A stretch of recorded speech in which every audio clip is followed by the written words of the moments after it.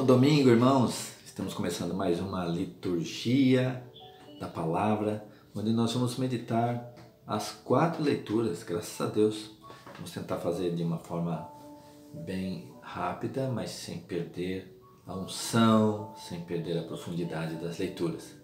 Nós vamos começar com uma leitura de Gênesis, que é a passagem do pecado original. Depois vamos ao Salmo, que eu vou tomar da própria liturgia, e depois nós vamos iniciar um caminho pela carta de Paulo na 2 Coríntios. Essa semana toda serão trechos dessa carta maravilhosa, 2 Coríntios. E, por fim, o Evangelho do dia, que todos os dias tem Evangelho. Isso não muda na liturgia.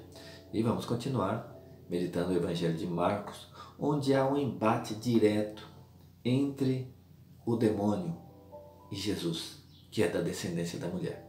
Então, por isso, eu creio que a primeira leitura foi essa, a leitura de Gênesis 3, de 9 a 15, que é onde Deus fala: colocarei inimizade entre ti e a descendência da mulher. A descendência da mulher é Jesus e a mulher é Maria. Vamos lá então? Gênesis 3, 9 a 15. Primeira leitura. Mas o Senhor Deus chamou o homem e perguntou-lhe: onde estás? E ele respondeu: ouvi o barulho dos vossos passos no jardim, tive medo porque estou nu e ocultei-me. O Senhor Deus disse: quem te revelou que estavas nu? Terias tu porventura comido do fruto da árvore que eu te havia proibido de comer? O homem respondeu: a mulher que puseste ao meu lado apresentou-me deste fruto e eu comi. Então, olha só como que é difícil o pecador admitir o pecado. Quando Deus questiona a desobediência, ele tenta jogar a culpa na mulher e em Deus, porque ele diz: a mulher que tu colocaste do meu lado me apresentou. Quer dizer, a pessoa não assume suas culpas, sempre a culpa é do outro. Sempre. Às vezes a culpa é até do próprio Deus na cabeça dele. A mulher que tu colocaste do meu lado. Versículo 13, o Senhor Deus disse à mulher: por que fizeste isso? A serpente enganou-me, respondeu ela, e eu comi. Aí a serpente é o demônio. Então o Senhor Deus disse à serpente: por que fizeste isso? Serás maldita entre todos os animais domésticos e feras dos campos. Andarás de rastos sob o teu ventre e comerás o pó todos os dias de tua vida. Porém ódio entre ti e a mulher. E esse é o grande tema da liturgia de hoje.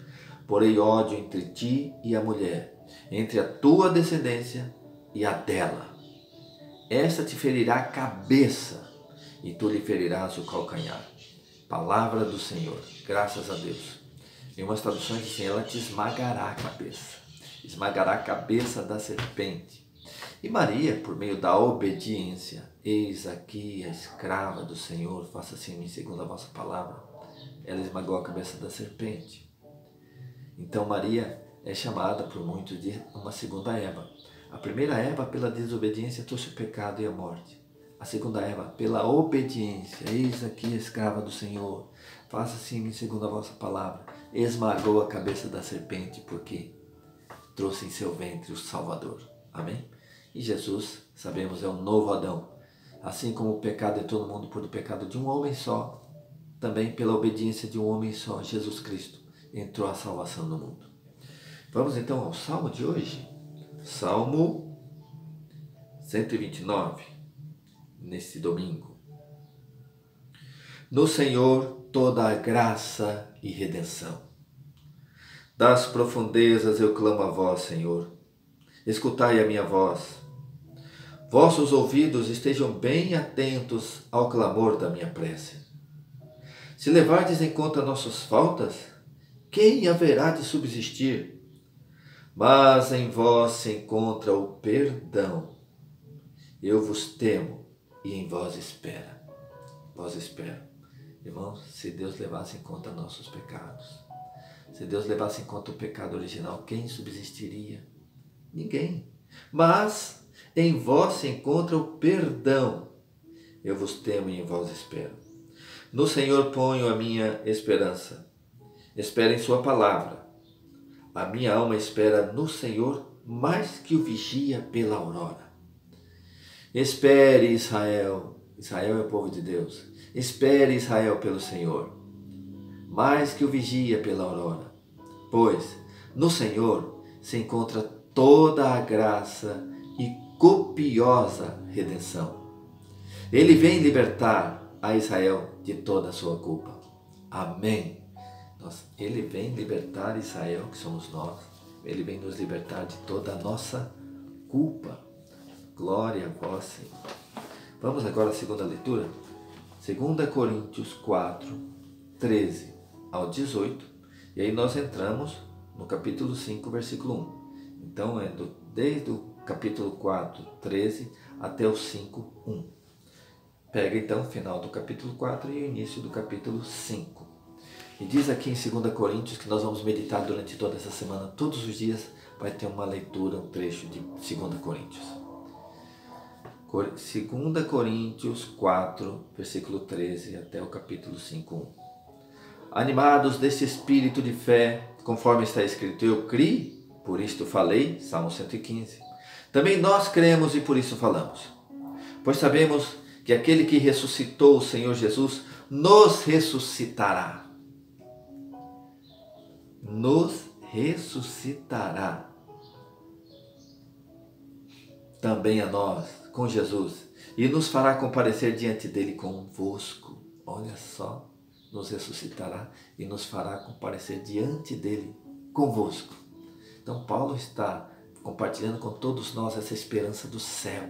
E mais, não é uma esperança pessoal, nos fará comparecer diante dele convosco. 15.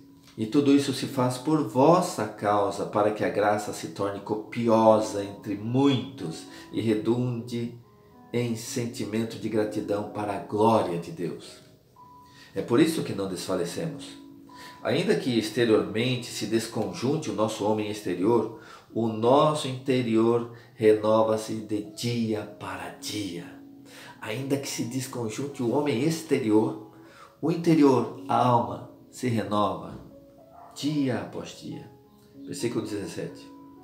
A nossa presente tribulação, momentânea e ligeira, nos proporciona um peso eterno de glória incomensurável. Olha que palavra essa, incomensurável. É algo que nos pode medir. Incomensurável. Porque não miramos as coisas que se veem, mas sim as que não se veem. Estamos falando de uma realidade espiritual. Pois as coisas que se veem são temporais, e as que não se veem são eternas. E agora entramos no capítulo 5.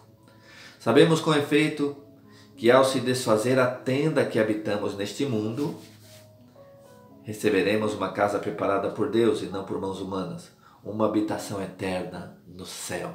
Palavra do Senhor, graças a Deus. Então nós tivemos a primeira leitura falando do pecado que causou a condenação do homem. E agora a segunda leitura, Coríntios, está falando da esperança do céu e de salvação. Vamos ao Evangelho do dia, que agora a descendência da mulher, que é Jesus, entra no embate direto com o demônio. Evangelho segundo São Marcos, capítulo 3, versículo 20 até o 35. Pecado contra o Espírito. Dirigiram-se em seguida a uma casa, Jesus e os apóstolos. Aí afluiu de novo tanta gente que nem podiam tomar alimento.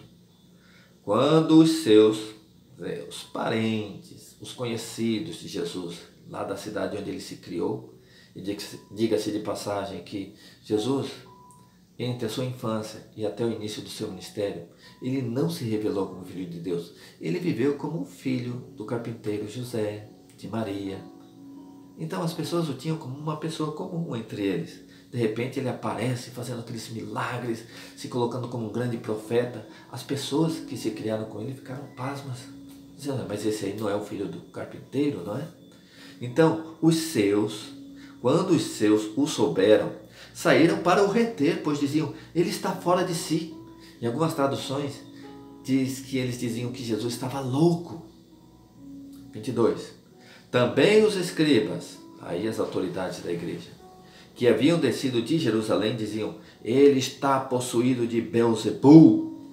É pelo príncipe dos demônios que ele expele demônios. Você já foi criticado por estar na igreja, por participar da igreja? E levarem para o lado mal aquilo que você faz de boa intenção? Olha o que aconteceu com Jesus. Diziam que ele estava endemoniado. Mas, havendo-os convocado, dizia-lhes em parábolas: como pode Satanás expulsar Satanás? Pois, se um reino estiver dividido contra si mesmo, não pode durar.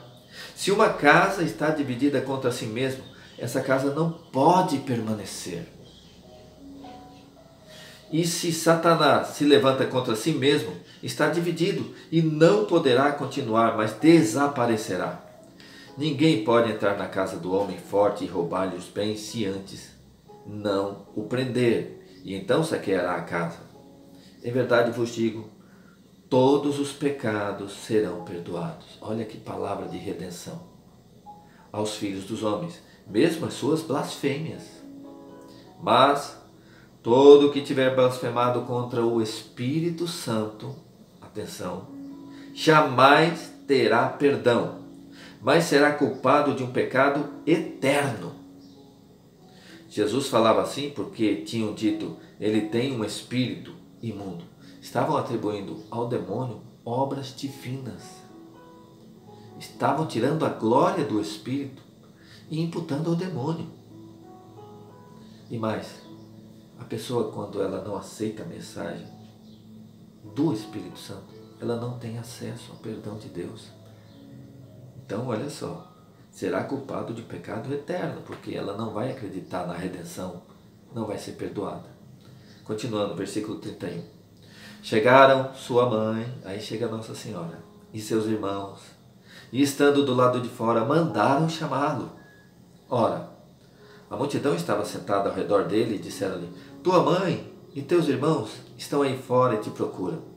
E ele respondeu-lhes: quem é minha mãe e quem são meus irmãos? E correndo os olhos sobre a multidão que estava sentada ao redor dele, disse: eis aqui minha mãe e meus irmãos, aquele que faz a vontade de Deus. Esse é meu irmão, minha irmã e minha mãe. Palavra da salvação. Glória a vós, Senhor. Alguns poderiam dizer que ele está aqui desfazendo da sua mãe. Se Jesus fizesse alguma desfeita com a mãe ou com São José, ele teria cometido o pecado. Ele teria transgredido o mandamento da lei, que é honrar pai e mãe. Jesus honrou, Jesus amou a São José e a Nossa Senhora. Mas ele quis aqui exaltar a cada um de nós. Porque se nós fizermos a vontade de Deus, então nós entraremos no céu com Ele, nós vamos participar da vida divina. Já não vos chamo servos, porque vos dei a conhecer tudo do Pai. Então, nesse entrar na intimidade, Jesus partilhou conosco o seu Pai, que nos ensinou a chamar de nosso Pai. E partilhou também sua mãe. Filho, mulher, eis teu filho, filho, eis tua mãe, lá na cruz. Então ele quer dizer assim: olha, vocês também, se vocês fizerem a vontade de Deus, vocês serão meus parentes mais próximos. Minha mãe, meu pai, meu irmão, vocês farão parte da minha família celestial. Aleluia. Então, aquele que faz a vontade de Deus, este é meu irmão, minha irmã e minha mãe. Palavra da salvação. Glória a vós, Senhor. Voltaremos amanhã com a liturgia da segunda-feira, onde continuaremos esse caminho pelas leituras de 2 Coríntios. Teremos uma semana maravilhosa, porque esse livro de 2 Coríntios é maravilhoso. Espero vocês amanhã. A paz de Jesus, fiquem com Deus. Estivemos reunidos aqui neste vídeo, em nome do Pai, do Filho e do Espírito Santo. Amém.